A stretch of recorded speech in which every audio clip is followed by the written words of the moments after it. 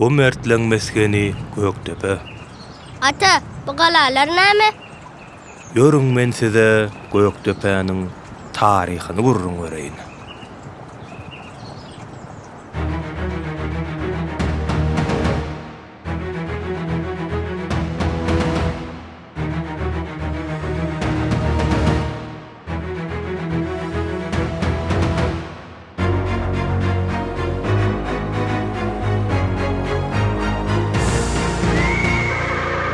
Mertlerin mefkeni Göktepe'm salam.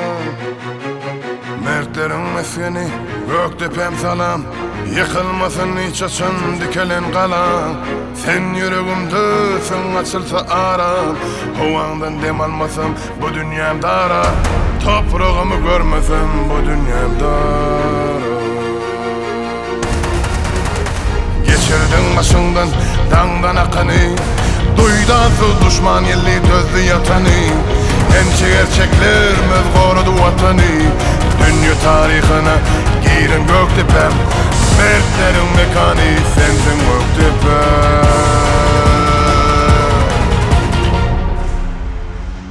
Göktepe,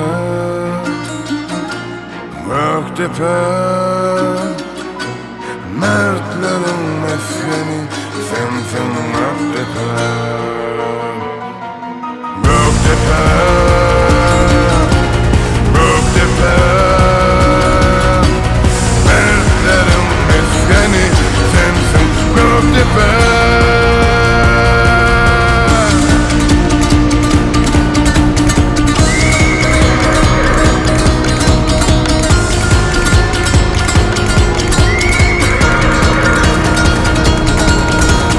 Tarihte mertidarlar gelýän asyllar.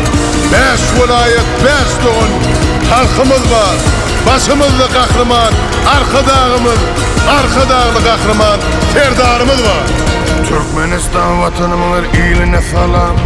Türkmenistan vatanymyň her iline salam. Wasbyny beýan etdim size owamyň. Ýadyňyzdan çykarmam beýik galamyz. Hanlaryň sowuşan ýeri Göktepe'm. Hanlarmadan doğan yeri Göktepe'm. Gani zırlap gelyen yerim Göktepe'm.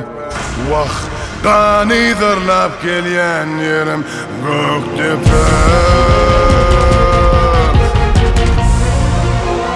Göktepe'm, Göktepe'm, mertlerin meskeni sensin Göktepe'm.